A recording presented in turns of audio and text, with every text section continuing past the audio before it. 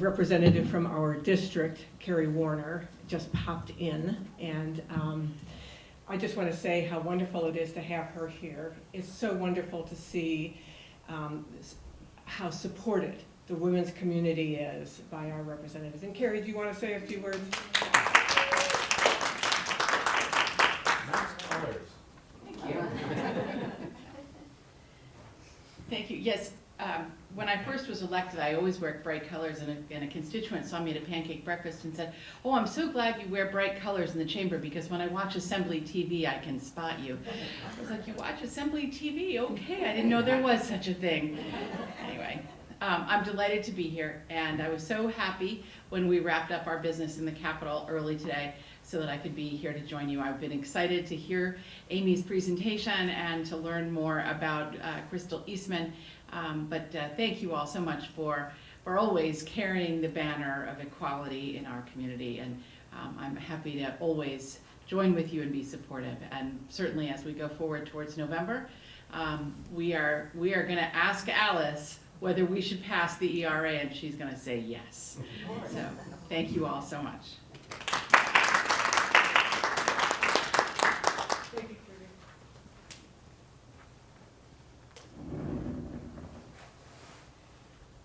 So Mary in Horning and I have a little game that we're playing. I guess it's a game, I'm not sure, but it's who can have the most pictures taken with Representative Warner and post on Facebook. So far Mary in Horning is winning. Anyway, thank you for being here. So my name is Pat Vaughn. The reason I get to be at the podium today is that I helped coordinate this event. And it's part, as you know, of a wonderful month that's been designated as Women's History Month. It's a lovely time for us to gather and to think about all the things related to women that have happened and haven't happened. I personally like that it's in March. What we know about March is that, you know, it's in like a lion and out like a lamb, right? Well, I like the lion part of it for a number of reasons, and one of it is just the sensation of roaring, which is what I want all of us to do in a little bit. The R is for recognition. March is a time when we recognize what has preceded us, the people who preceded us and the accomplishments that have brought us all to this millennium and 2024. There's been some significant movement for women in a very proactive way. It's an opportunity for us to organize. This is an we're organizing here so that we can think about the issues and talk about the issues. The A is really for acknowledgement of those who came before us and the history of women, but it's also for activism. And that means that there's an action that we need to take, which we'll talk about later in the program. And the last R is simply for rally. And that's what we want to do as we come closer to a number of key events. So it takes a village, as you know, to do anything, and I have a lot of thank yous that I'd like to give. The first big major shout out is to the Crandall Library. Are we not the luckiest in the world to have the Crandall right here on Glen Street in our backyard? And if you haven't, and if you haven't seen the exhibition out in the hall, I do highly recommend it. Tisha, when does it come down? It's up for a while? That one's up through August, the end of August. So you have plenty of time, but don't waste time. Time is precious, as you know. But it also takes participating support. And I want to give a huge shout out to Zonta. It's a women's organization in Glens Falls. It's actually an international women's organization with a tremendous organization right here in Glens Falls, an affiliate. And they have celebrated their 100th centennial anniversary from 1924 to 2024. It's spectacular. They are dedicated to advocacy for women and making this a great world for all women and girls, safe and empowerment. This wouldn't be happening without Tisha. I can finally say her name correctly. I practice it every night, Tisha, before I go to sleep. For some reason, everybody's named Pat and Tish and Tisha, and it's very hard to remember all this. So she's a Tisha. Tisha Dalton is responsible actually for getting the Crandall to support this. She is our resident historian and suffragette. Go ahead, try and ask her a question and try and stump her. You won't be able to, including the fact that I went running to her telling her that I was going to tell her about Crystal Eastman, but I was a day late and $1 short. She had already read the book and knew who Crystal Eastman was. And our very own Nan Scanta, thank you, Nan. Nan, thank you for all that you do. If it wasn't for Nan, who took a very brief conversation that we had and just absolutely ran with it, and that's why Amy is here today. Nan, personally, thank you for all you do in the community. She works in a variety of different service capacities throughout the Glens Falls areas, and also being a tireless supporter of women's rights. So I just want to take a brief moment to kind of tell you how this journey started in a little bit. For those of you who follow the suffrage movement, you know that last year was a very big year, 2023. It was a 100-year celebration of the ERA, the Equal Rights Amendment, where Alice Paul stood on the podium of the church in Seneca Falls and made her proclamation about ERA. I went, and it was a 3-day-long commemorative occasion. It was wonderful. I wanted to stand at the very same podium as Alice Paul had stood. That's not me, but it's the podium. And just let the electricity just penetrate my whole body and soul. It was a grand event. But at the very end of the programming, there was this small little mention about an optional event that was just a little bit out of town. And it was the closing day, it was on Sunday, and I had been hanging out with some of the people from Now, New York City, with Carol Maloney, and they were on a bus, and they said, hey, we're gonna go do this because it's on our way out of town anyway, so we're gonna stop there and do it. And I said, well, okay, I'm gonna drive there. And boy, am I glad that I did. Of the whole weekend, that was the most educational moment that I had had. It was the unveiling of a gravestone of a suffragette that no one knew, or I certainly didn't know. And believe it or not, as sad as it wasn't even mentioned, at least in my sessions, at the Seneca Falls Convention. At this unveiling, I had the opportunity to speak with the family, the lineage of Crystal Eastman. And what I learned was astounding as to the accomplishments of this woman, and I also had the opportunity to meet the author, Amy Aronson. Sorry, I practiced, I did. Amy Aronson, and her fabulous book. I learned about her, and I talked to the gentleman down in the corner. I think that's the great-grandson, is it? The great-grandnephew. And he told me a story that was very near and dear to my heart. He told me a story about an accident that she was very close to. It's the Triangle Shirt Factory accident. So Crystal had written the first workers' compensation bill that was actually adapted by New York State.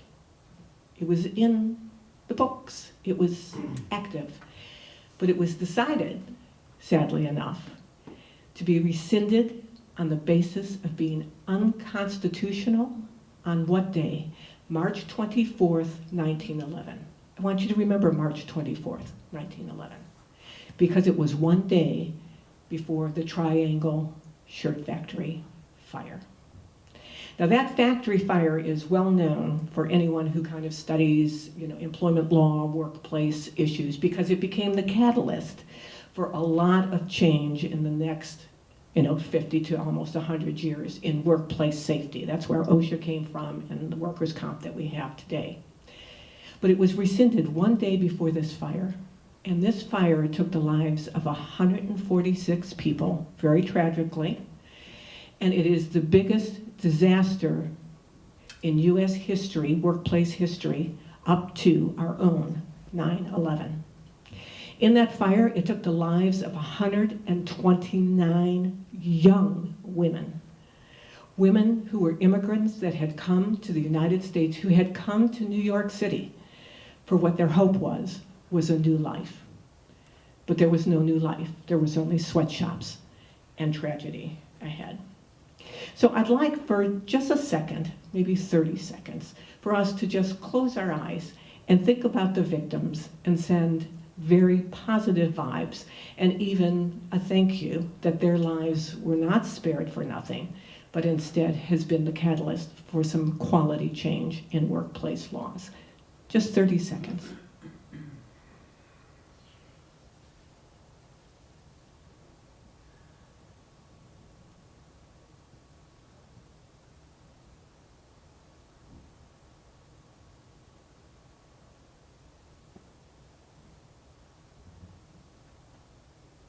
Thank you. I know that they appreciate it, and I think they heard us. So we have the pleasure today of hearing Dr. Amy Aronson, the woman that I met very fortuitously at the gravesite unveiling of Crystal Eastman. She is a professor of journalism and media studies at Fordham University currently. She studied at Princeton and received her PhD at Columbia. She is a scholar and practitioner and a former editor of Working Women. Anybody remember reading Working Women? I do. And Ms. Magazine. Aha, I still get Ms. Magazine. It's more relevant now than it has been in many years, and you can subscribe too. She's also been published in Business Week, Global Journalist, Working Mother, Diversity Journal, and the Boston Globe. 5 books are credited to her, 2 as solo journalists, writing, authoring, and then the other 3 as collaborative work. Please give a warm welcome to Dr. Amy Aronson. Thank you, Amy.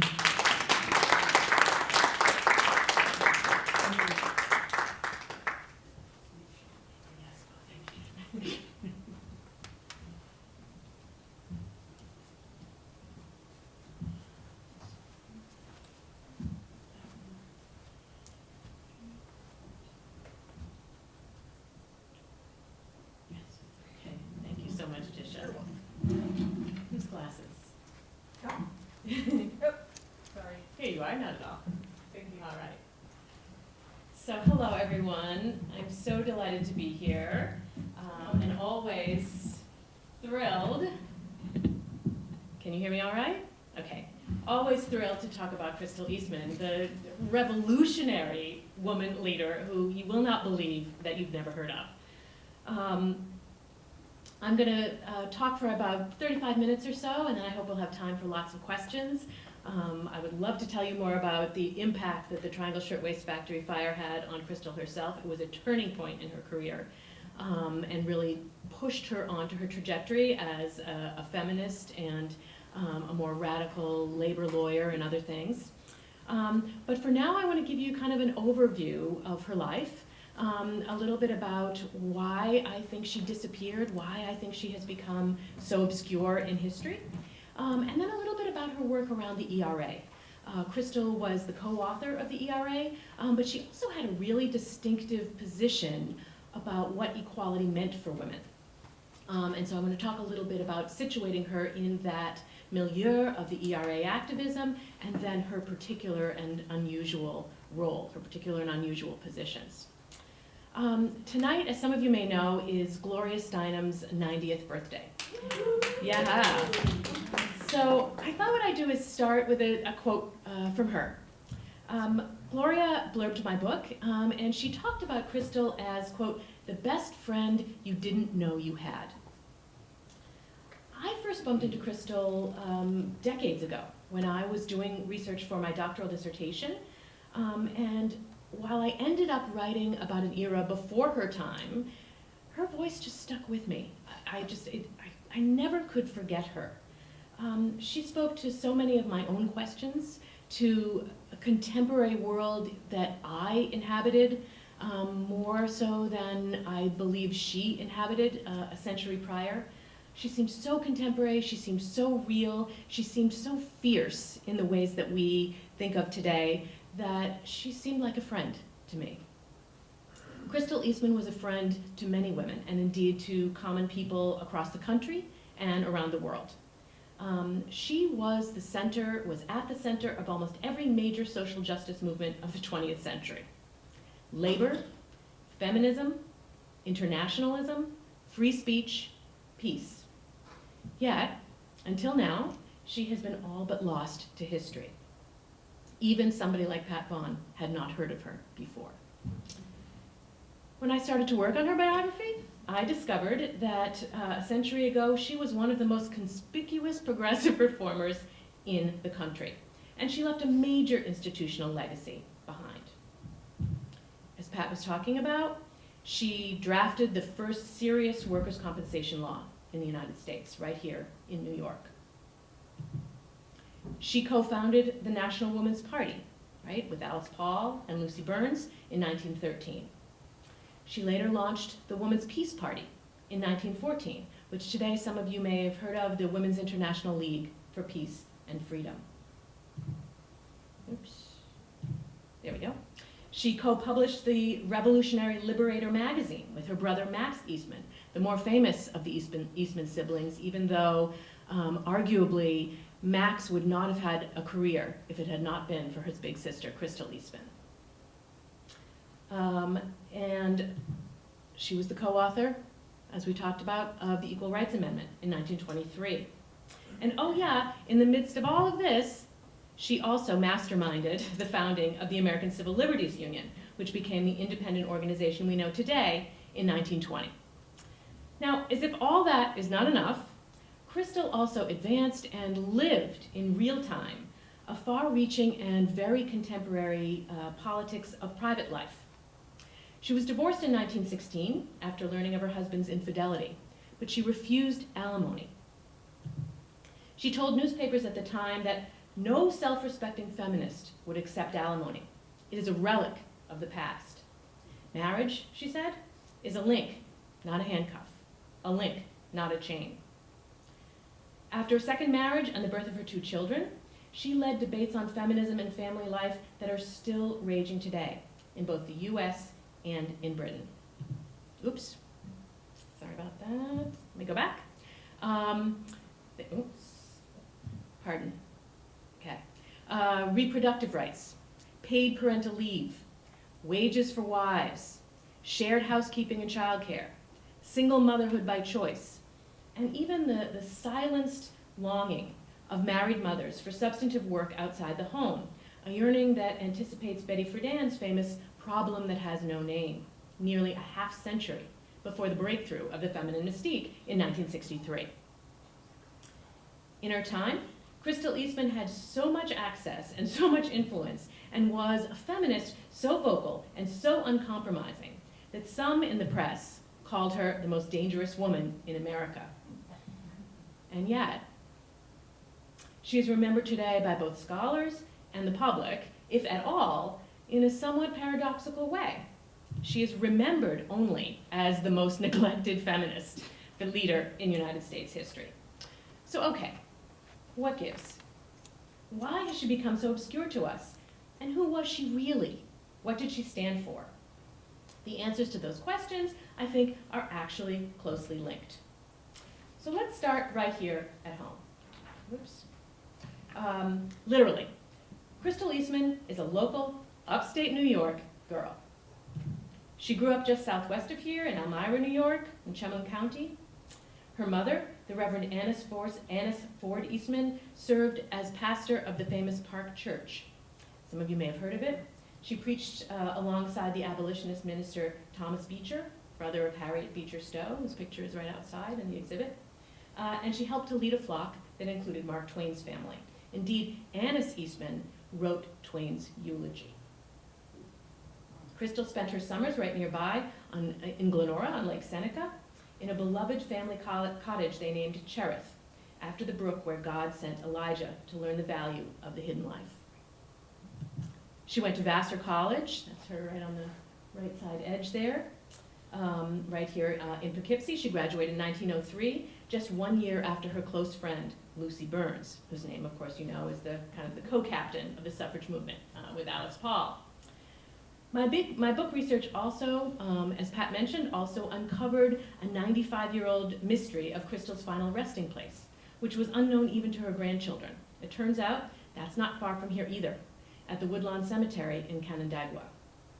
Until recently, Crystal Eastman, as Pat mentioned, lay in an unmarked grave.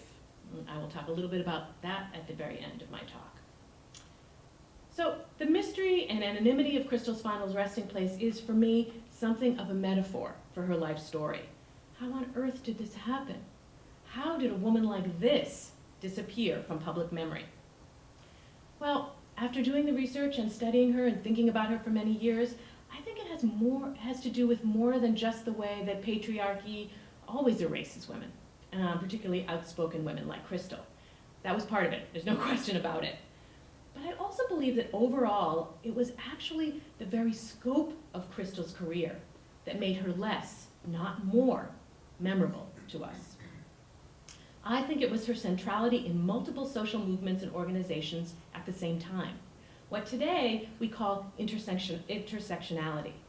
I think that's what played the larger part. I think it was her lifelong effort to build connections among social justice struggles that ultimately obscured her image and her place in historical memory. So let me explain what I mean. As a law student, Crystal wrote back to her Vassar classmates in their alumni bulletin, and she described herself as, quote, one of those circus chariot ladies, with one hand driving a tandem of the arts and the law, and the other hand holding aloft two streaming banners, love and liberty. I think this idea of a woman propelling herself forward, juggling a wide world of goals, crossing disciplinary boundaries between arts on the one hand and the law on the other, as well as the public sphere and the private or domestic sphere, that is love and liberty. I think this captures her politics perhaps better than she knew at the time. Throughout her political career, Crystal believed you cannot fix one social problem without fixing the others. She understood that multiple oppressions are linked and mutually supporting maladies. She spent her political career trying to confederate these social justice struggles, trying to forge ties among shared experiences of inequality. What I mean by this is, Crystal talked about gender with the socialists and with the anti-militarists. She talked about class and imperialism, internationalism, and also maternalism with the feminists.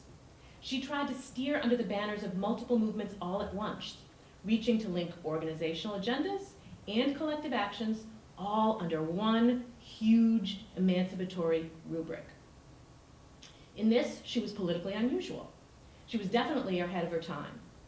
But she was also particularly vulnerable to complications that helped make her story less recognizable, less clear to people, especially over time.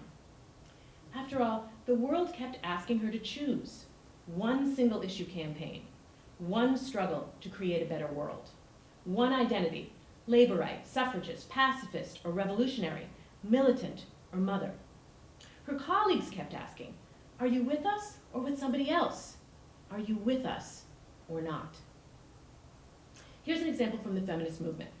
In fact, from the February 1921 convention of the National Women's Party that was held in Washington, D.C. This was the first meeting of the organization after the vote was won.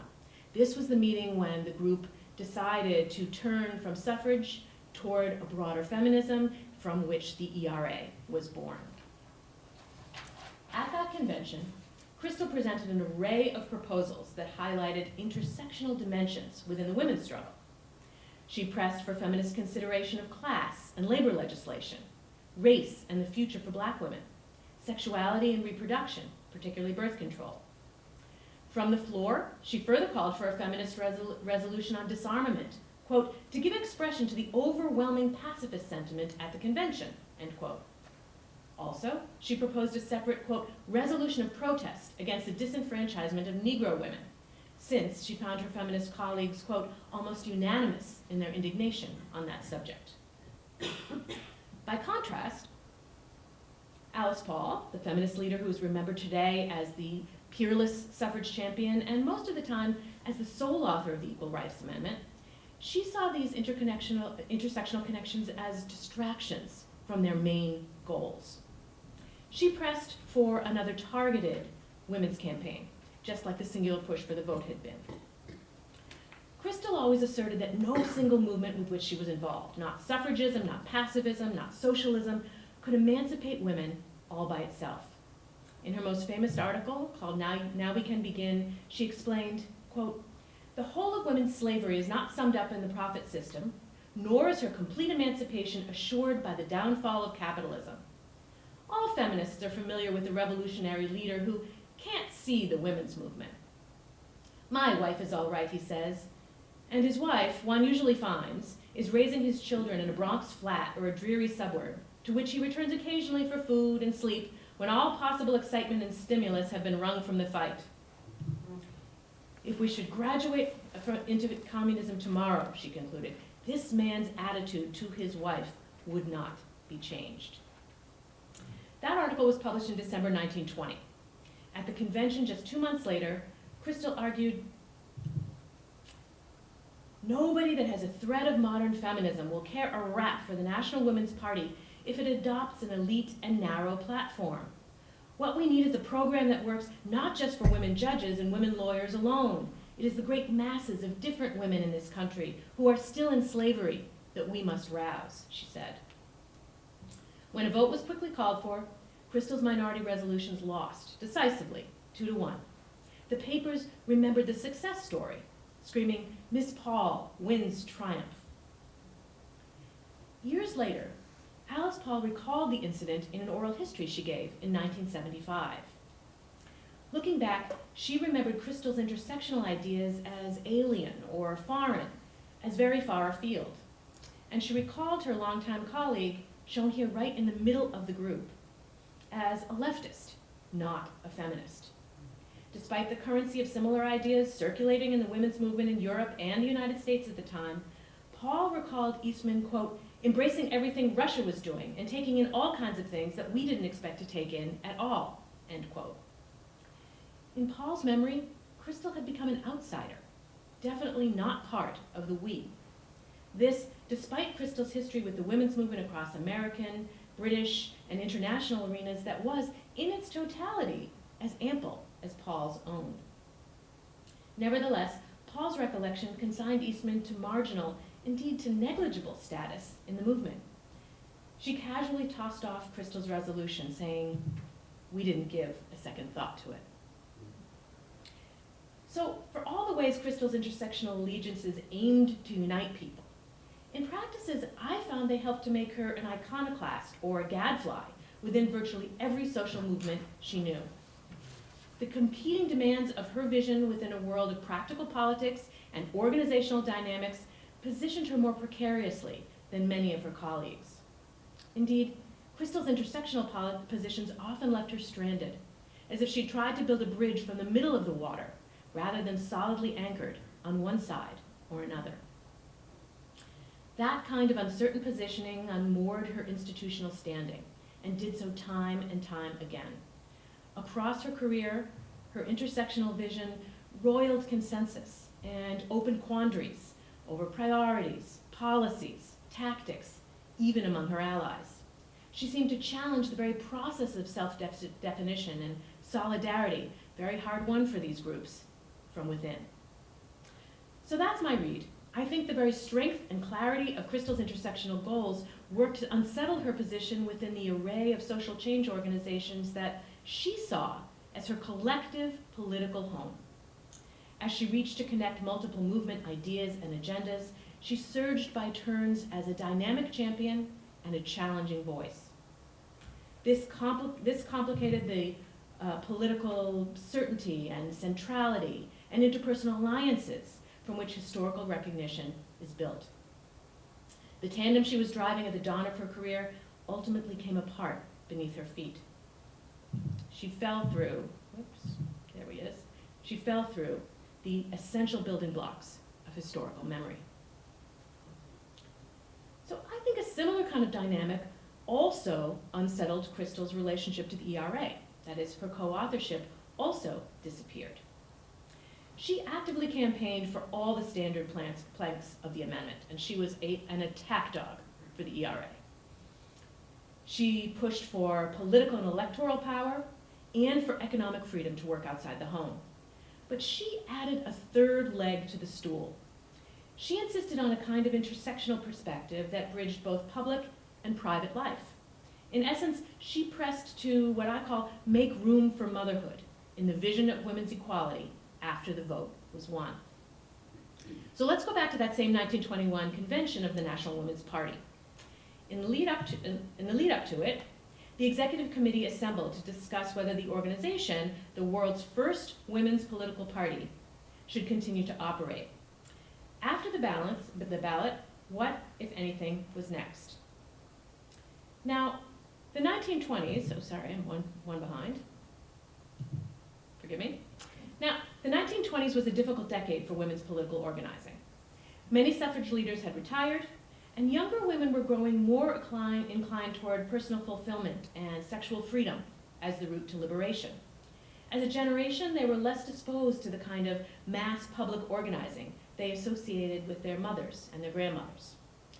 Nevertheless, Crystal and her feminist colleagues came to a unanimous decision at that meeting. The National Women's Party must press on. What women needed now was a feminist lobby, they decided, to politic their interests into law and society. As the acclaimed American feminist Charlotte Perkins Gilman put it, what voting women needed was, quote, mass power and a flexible program in the hands of a party with brains, end quote. Yet, the specifics of that program remained a wide open question. What should the feminist future look like? Characteristically, Crystal was among the first to step up with a plan. She pushed to make room for motherhood. She argued the crucial battleground for equal rights encompassed not merely the drive for feminist independence, but also the quest for balance between independence and interdependence, emancipation and devotion. This to me is the central fact of feminism, she said. Until women learn to want economic independence, i.e. the ability to earn their own living independently of husbands, fathers, brothers, or lovers, and until they work out a way to get this independence without denying themselves the joys of love and motherhood, it seems to me feminism has no roots. Its manifestations are often delightful and stimulating, but they are sporadic. They affect no lasting change. 99 out of every 100 women want children, she told her colleagues in no uncertain terms. Quote, if the feminist program goes to pieces at the arrival of the first baby, it is false and useless, end quote. It was another rare position to take. Through at least the first half of the 1920s, the National Women's Party promised that women could have it all, both meaningful work and a marriage with children. Yet, the leaders seldom wrote or spoke of the intricate difficulties in combining a job or career with family life. Crystal worked to supply the missing analysis and policy. She saw the politics of private life as a shaping force for all women as a class, whether they actually became wives and or mothers or not. And she also felt these concerns could blend the era's emerging emphasis on personal freedom and fulfillment with the ongoing need for feminist progress, a fusion that might draw younger women from various walks of life back to the barricades. Plus, Crystal herself felt a very strong desire for motherhood all her life. In an unpublished manuscript I discovered in her family attic, that had been there for almost 100 years, she divulged just how deep and dominant this yearning was for her. Quote, when I was about 26 years old, I began to wonder if I would get married in time to have children. I was in the midst of a busy professional career, which was not without its fun and fame, she said. Yet having a family always remained the central dream of my waking hours. Whatever else I was, she revealed, I would be a mother. At first, Crystal expressed an equal desire for work and family. Quote, I could not bear the thought of being a woman without children, any more than I could bear the thought of being a woman without a job, end quote.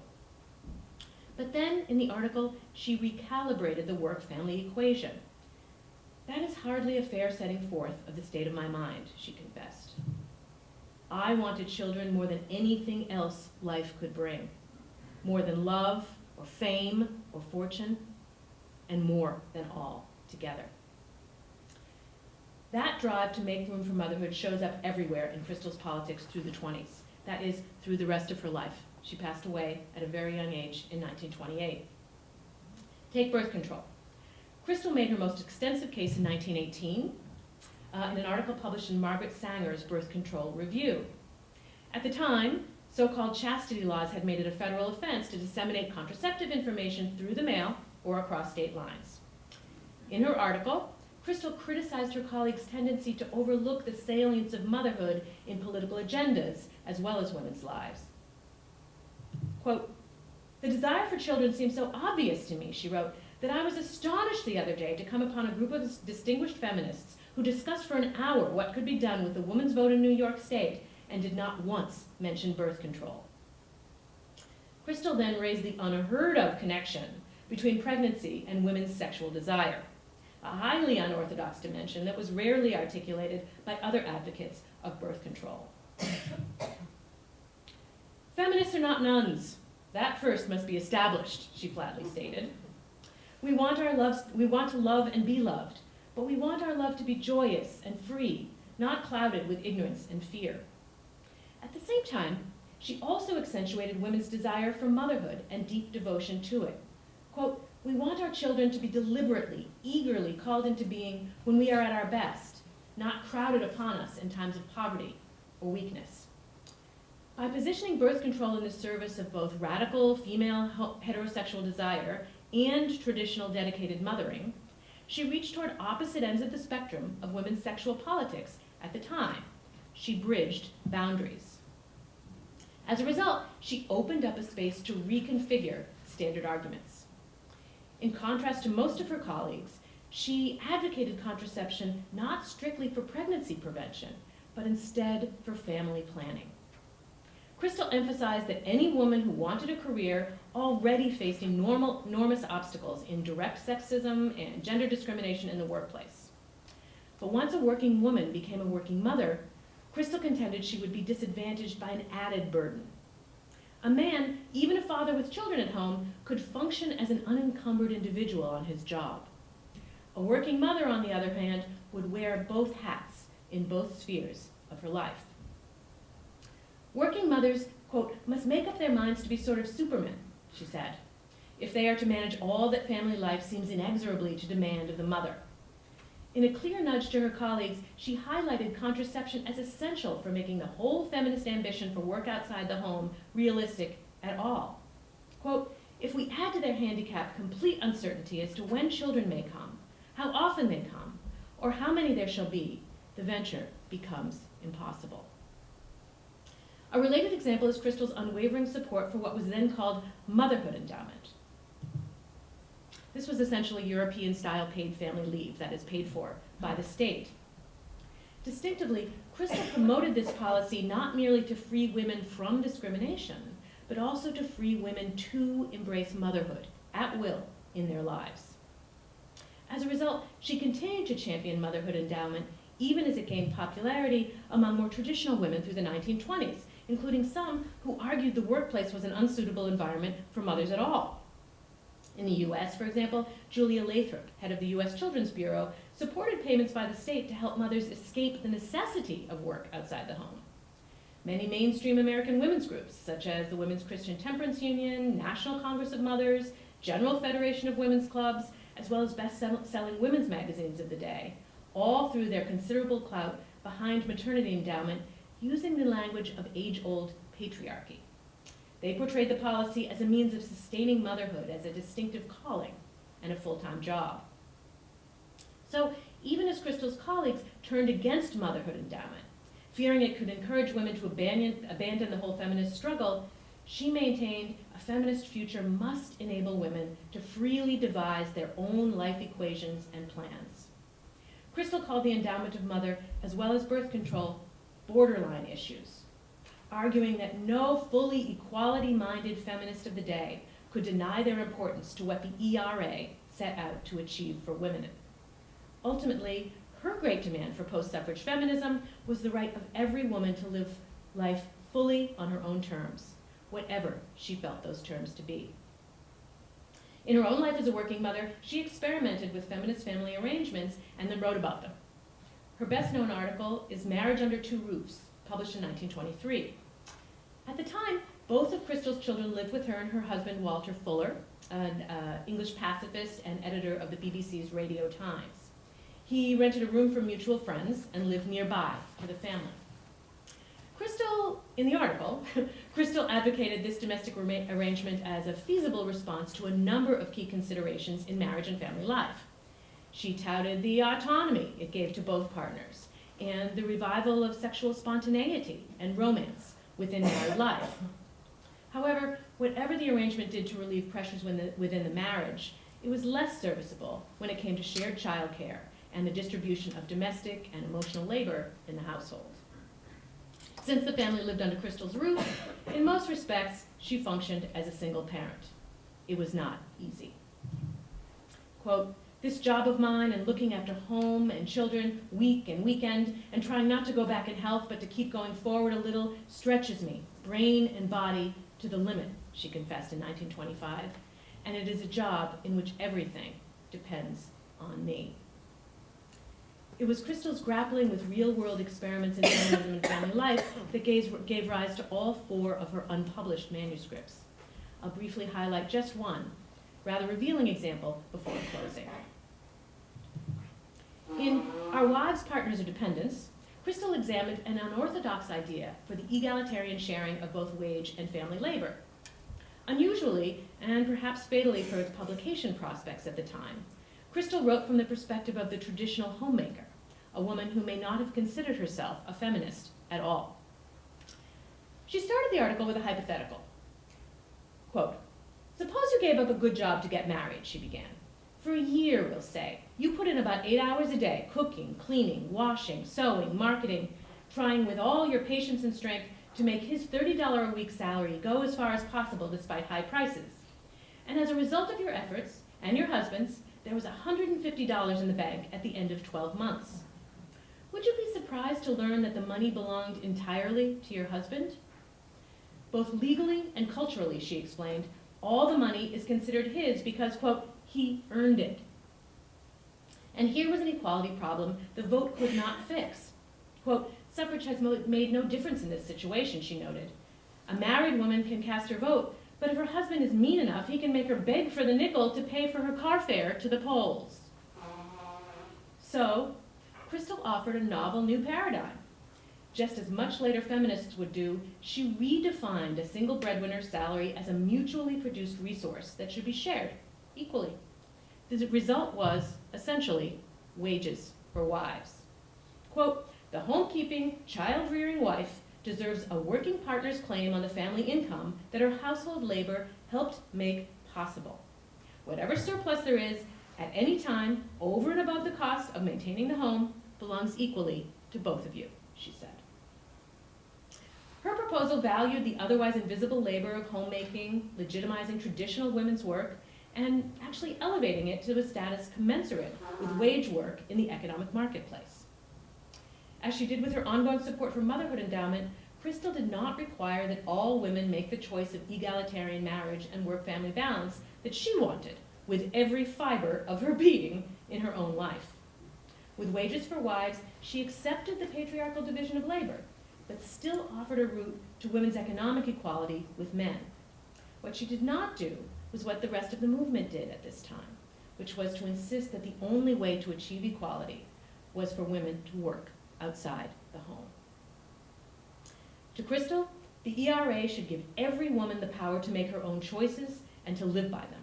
Nothing more, nothing less. Arguably, both the ambitions and the altercations that came from this vision, which is really fundamentally intersectional at its heart, have shaped debate through the second wave and even into the third wave of feminism in our own lives today. In closing, I want to tell you a little bit more about the events of last July that Pat alluded to. I worked with Crystal's family to finally lay a marker at her grave. We held a public unveiling in conjunction with the ERA Centennial, Centennial celebration that was had in Seneca Falls at the National Women's Rights National Park, and I've since completed work also to get her gravesite included in the National Votes for Women Trail, which some of you may know of. It's a big database and map of over 2,400 sites across the country that tell the ongoing story of women's voting rights in America. In closing, I want to say that I hope that as Crystal and her legacy become more visible to us, her memory might spark some thinking and action on the many answers that we are still seeking that she was unable to find or to forge. Here it is.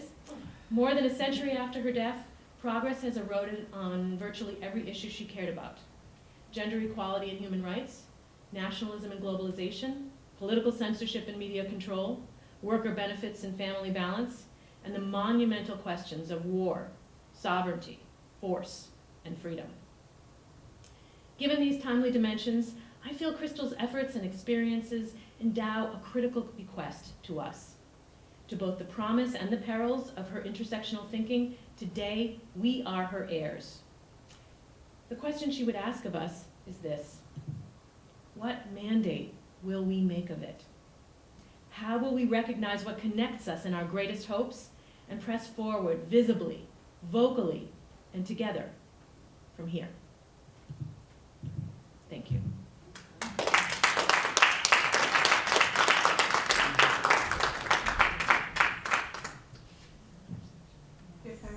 Absolutely, please. Yes. Did I miss it? Where is she buried? In Canandaigua at the Woodlawn Cemetery. Okay, thank you. And her gravestone is now on the, if you go to you want to go see it, the central information desk when you first come in through the gates will have directions for you. Is her family from that area? How is it she ended up as? She grew up, because her mother actually was buried there, and one of her youngest brother died when he was a child of scarlet fever. Crystal also got scarlet fever, but she survived. But it weakened her body. That's part of the reason that she died so young. She died at 47. Scarlet fever? Of kidney complications. She died of nephritis, but most doctors today, think it was, for complications from the lifelong aftermath of having survived scarlet fever. Wow. She was sick much of her life. Underneath some of those quotes I gave you about her marriage, particularly as a single parent, trying to, to keep moving forward in health. The last 10, 12 years of her life, she was ill. She died back in the United States. At that time, she was living in London. Her husband lived down the street from them in London. She came back to work on a special anniversary issue of The Nation magazine. And when she got back, there's a number of, in the archives of The Nation, there's a number of notes from staff members at that time who could tell that she was mortally ill. And she died about 7 months after she returned to the United States.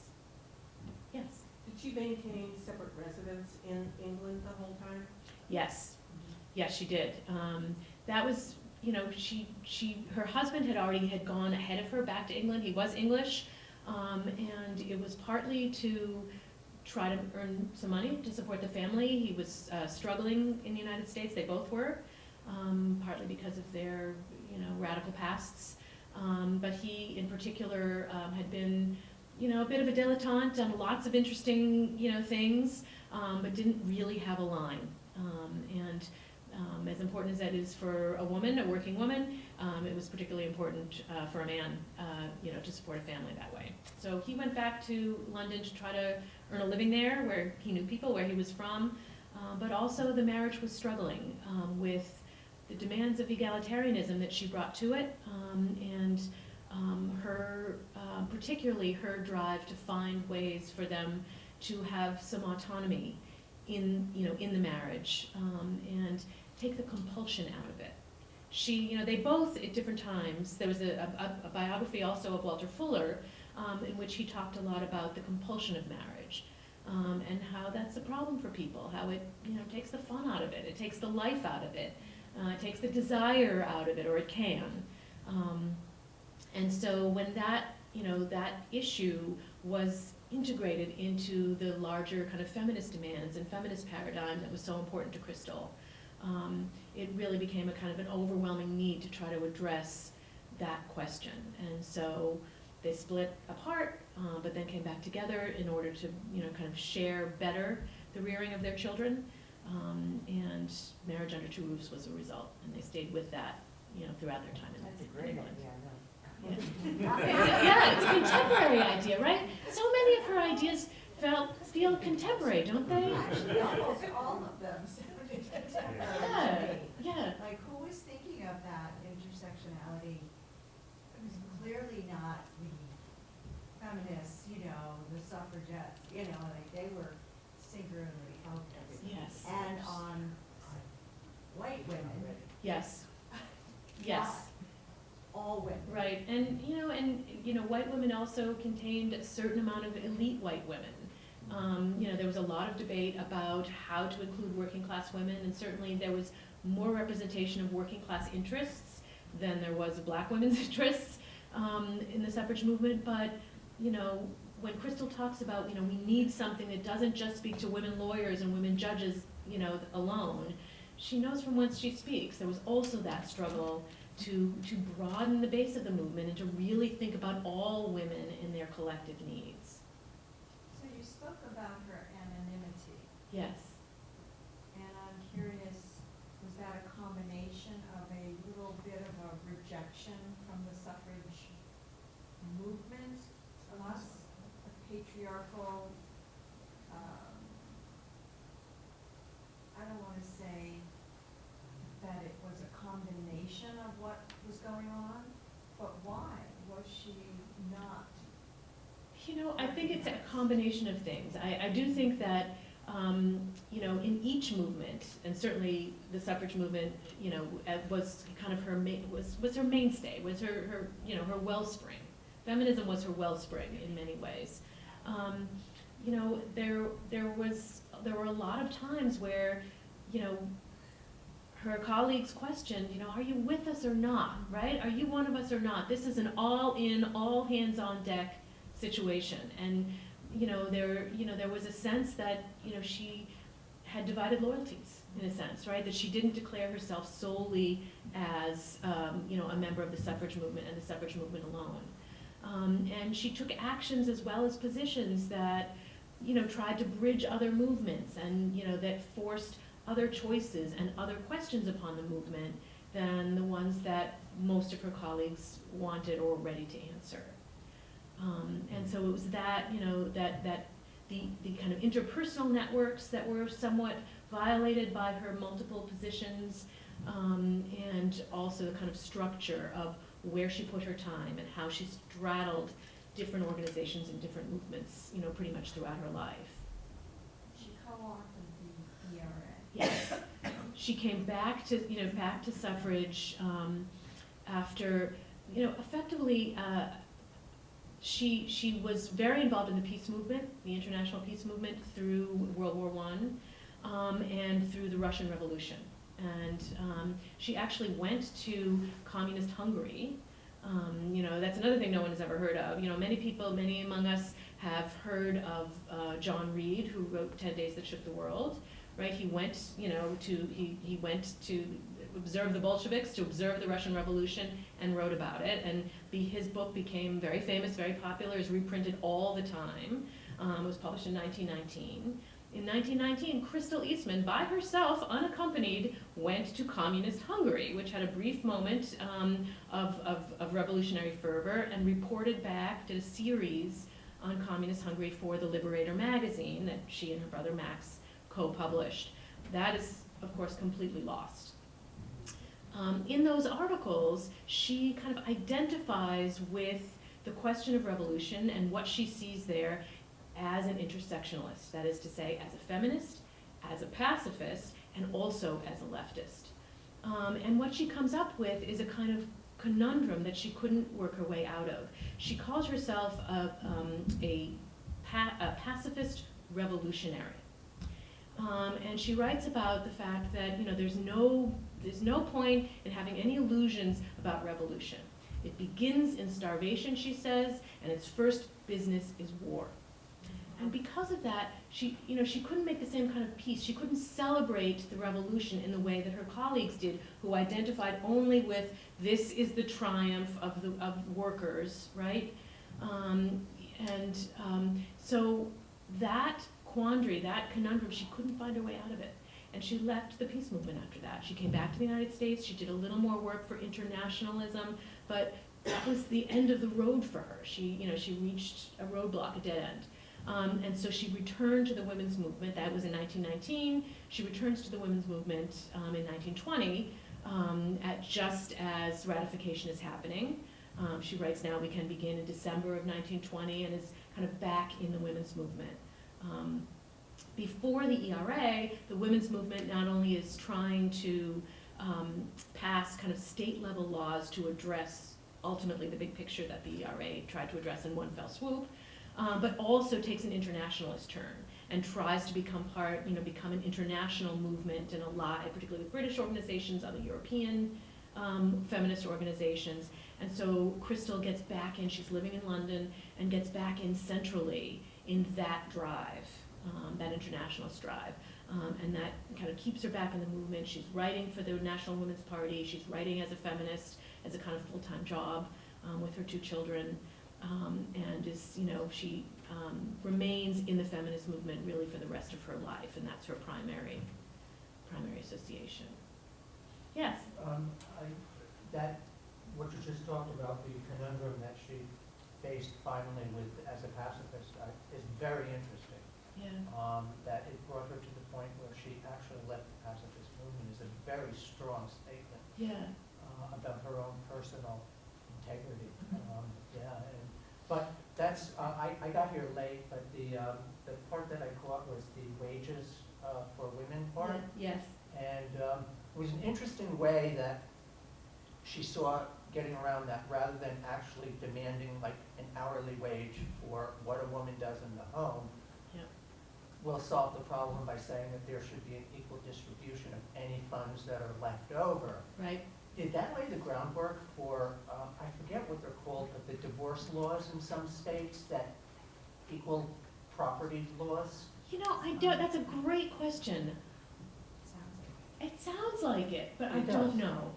So I can't say for sure, but that's a great question that I will look into, and would be glad to get back to you on it, see what I can find out.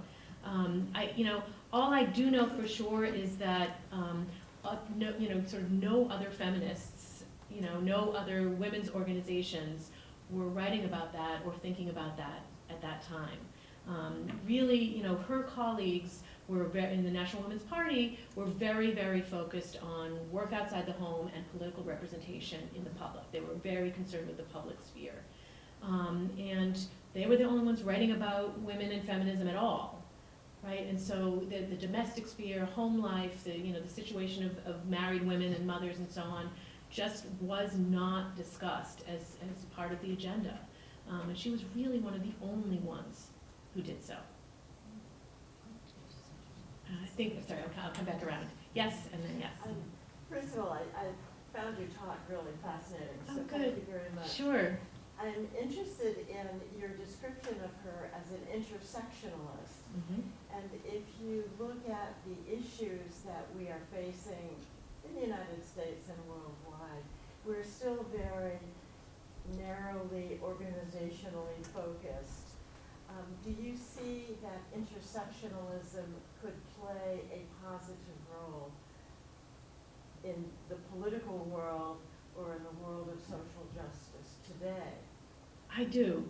In fact, one of the things that that stuck with me about Crystal all those years before I went back to finally write her biography is that, her frustration with kind of single issue politics and her desire to make common cause with others. I relate to that. I feel the same way.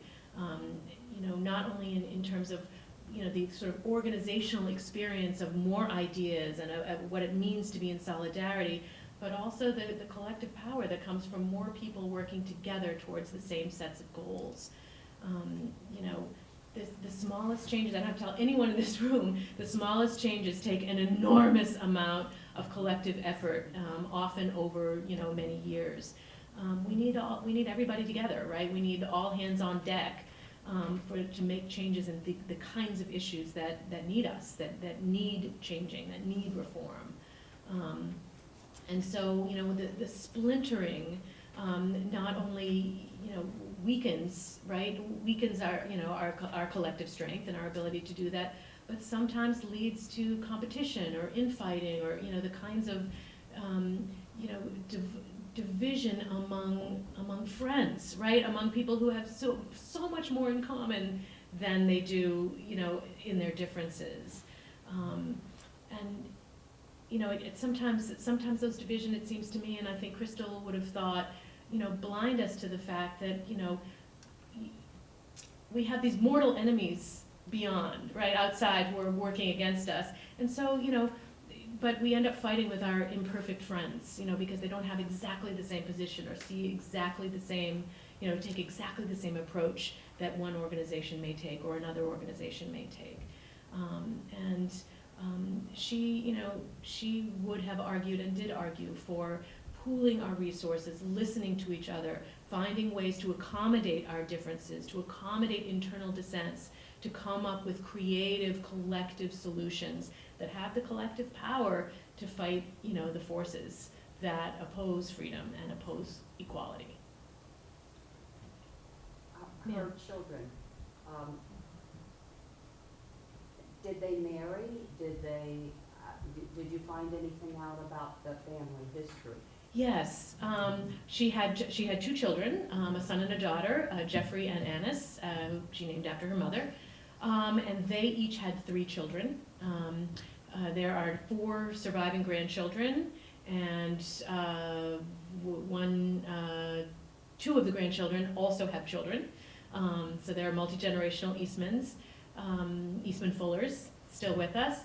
Her own children struggled in life. Crystal died very young. Her son was 10 and her daughter was 6.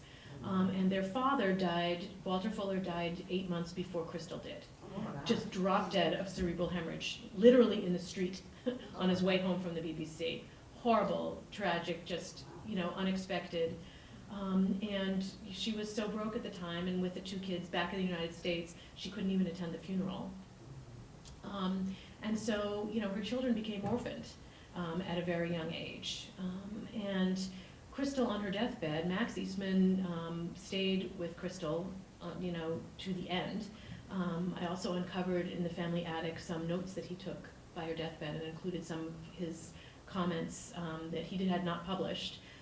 But I got permission from the family and published some of them at the epilogue to my book. She begged him on her deathbed to adopt her children, and he would not do it.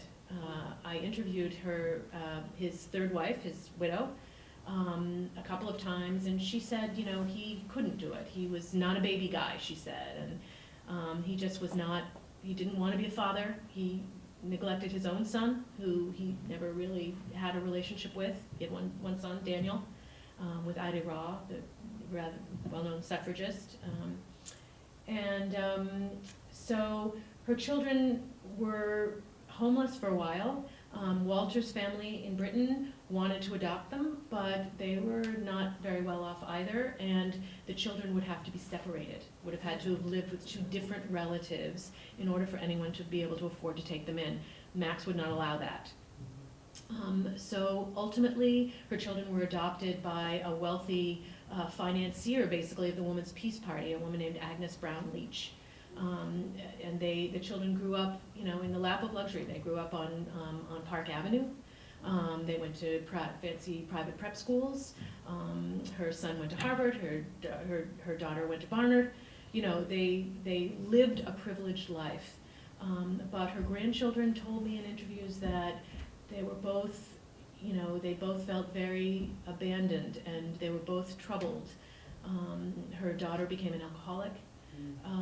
They they struggled without their parents, and they lived apparently, a privileged but formal life. They were raised more by nannies and, and servants than Agnes Brown Leach and her husband.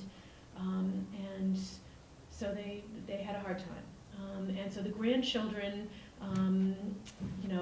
look back on Crystal and Walter's lives with some, sadness and a lot of the kind of regret and anger in some cases that her children, kind of carried with them from, having had a very, very hard life. How sad she would have been if they. She would have been. She wrote a note to them on her deathbed, which I also quote in the book, that said, I leave you all my love and joy in life. And she meant it, that's the only thing she had for them. They inherited nothing but debts from her, other than that, but that was that was her legacy. Yeah, she would have been very sad to know that. On the other hand, I will say that, her children and, her grandchildren are proud of her. I got to know them quite well in researching the book, and they're, kind of a second family, or they, where Michael and I, my husband and I are, kind of part of the family to some extent.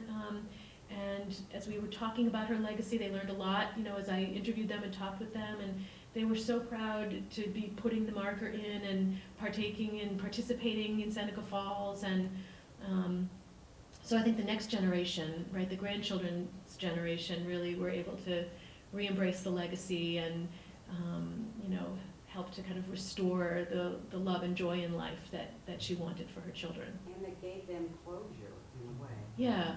Yeah, I hope so. I hope so. She was written out of the suffrage by the ERA for political reasons. She was too radical, too left, too socialist for Alice Paul. But she's also written out of the ACLU's founding for personal reasons. Right. So you didn't talk about that, but it's another disappearance, and I think it's really an interesting one. Yes. Okay, let me tell you just a little bit about the founding of the ACLU. The ACLU was founded as an offshoot of the peace movement, the anti-war movement in World War I. The Crystal was the executive secretary, which means executive director in contemporary language, of an organization called the American Union Against Militarism. They were an internationalist organization that basically argued for world peace and world federation. They were, they talked about a United States of the world, right, where every country would be affiliated through a common democratic government. So there'd be individual countries that would still maintain their own culture, but everybody would be united in a kind of one world. And they were pacifist, strongly pacifist, and in the lead up to World War I, before the United States entered in April of 1917, they were a popular, powerful, important leading organization. Crystal Eastman, as the executive secretary, was probably the best known American international peace activist in the country. However, after the U.S. enters the war, almost instantly, Congress passes the Espionage Act and the Sedition Acts, which punishes any kind of war dissent, right? Any kind of, further protest or any kind of language that would, be seen to undermine the war effort. There is a kind of broad-based compulsory patriotism that grips the country. And the Espionage Act, shuts down the dissident press and dissident assembly, and organizations like the AUAM, also the socialist press and socialist organizations that were anti-war. And suddenly, the work that the AUAM had always been doing was illegal and dangerous, and could get you, thrown in jail for treason. And this caused enormous, consternation and division within the organization. And about half of the leaders wanted to stop the anti-war work, wanted to stop expressing dissent, stop pushing for a mediated peace, the kinds of positions that they had been pushing for years. And the other half, Crystal's half, thought the civil liberties in wartime, this is what democracy is for. she felt that civil rights were a natural right that people possessed, even to criticize their own governments, even in opposition to their own governments. And so her wing of the, of the organization and the wing that wanted to just cool it and stop, not to give the appearance of opposing the government, were threatening to divide the organization. It was going to fall apart. So, this was an organization she believed in with all her heart and soul, and the position she also believed in all her heart and soul. And she wrote a memo, basically addressing all the arguments, making the case for why this work had to continue. And she in that memo, she kind of moved through the organization and was politicking everyone, and she proposed separating the anti-war work into a separate bureau that defends free speech in wartime, that defends freedom of assembly in wartime. But it would be separate from the AUAM, a collaborating organization. They would open an office in the same building, but it would protect those who didn't want the appearance of opposing the government, right, from that, from the taint of that problem, and allow them to stay at the AUAM, because those leaders had threatened to resign. That organization became, they unanimously voted, they thought that would solve the problem. It was unanimously voted on. Crystal, it was her brainchild, it was her idea, so she was slated to head up this new bureau, the Civil Liberties Bureau, and she wanted to. However, in March of 1917, she gave birth to her first child, Jeffrey, and she had been sick all her life, and it was a difficult pregnancy, and she had to be on bed rest for 6 months after the birth of her son. And that 6 months, March, the U.S. enters the war in April of 17, right? This is, the Espionage Act is passed like that. These are the months when the organization Civil Liberties Bureau must work like crazy. They had hired somebody, Roger Baldwin, who you may have heard of. He gets the credit for basically founding and being the mastermind of the ACLU. He was supposed to cover for her maternity leave. That lasted a lot longer than expected. And he took the Civil Liberties Bureau very actively, very nobly, in a very different direction than Crystal wanted to take it. There are some really, really heartrending letters that she's writing from bed rest. She's going crazy. She's on bed, a woman like this, on bed rest for 6 months, writing like crazy. I don't want you to decide this without me. I'd like to talk to you about this, but the organization went ahead. Baldwin had ideas for it. He had ambition for it. He was committed to it in his own, with his own agenda in mind. Other members of the organization who had found Crystal too abrasive, found Crystal too radical, were happy to have somebody like Roger Baldwin, who not only had a social worker's background rather than a radical background, but also was the one who attached the civil liberties agenda to the American Constitution. The reason that it's, the ACLU today is all about the First Amendment is because of Roger Baldwin. Crystal wanted to put it into a more internationalist, natural right to democracy, right, international federation kind of context. And that's what she would have done with it if she had been in charge, or she would have tried. So the organization today is is a proud, noble, amazing organization with an incredible story, an incredible history, an incredible role in American society, but it's a different role. It's a different organization than it would have been if Crystal had not been a woman and had not been pregnant and had a child at the moment when the U.S. entered the war. That's where the family medical leave needed to come in. That's right, exactly right. Exactly right, Pat. Right. I think we have time just for one more question, possibly. Anybody? Audience? Totally kind of off the point, but Not at all. is she at all related to the Eastman Kodak? Eastman Kodak, no. Has that, I just, I think you can't name Rochester. Right. It's all out there. Yep, no, they were not. Her life would have been extremely different if she had been, related to a wealthy industrialist family. No, they were impoverished most of their lives. She was the daughter of 2 congregational ministers. Her mother was the main breadwinner of the family, and her father actually is a really interesting story. Her mother she adored her mother. Her last published essay was called Mother Worship. And it was all about the inspiration of her mother, the ways that her mother, made her a feminist, made her a pacifist, like gave her, her most fundamental political values. But her father also adapted his life to be the husband that a woman like that, in a time like that, needed.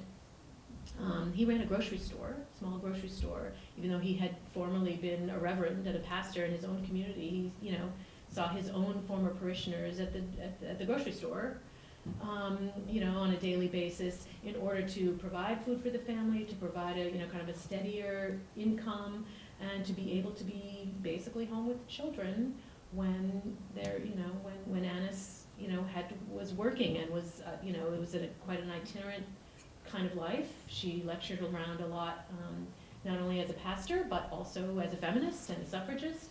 And so he, became in many ways a pro-feminist husband. He's somewhat unsung, that story also. I tried to tell a bit in the book, but if there were more letters and more information, I would certainly have written an article or magazine article or a scholarly journal article about him, because he too, in his own ways, was ahead of his time. Sure, thank you. Thank you. Thank you.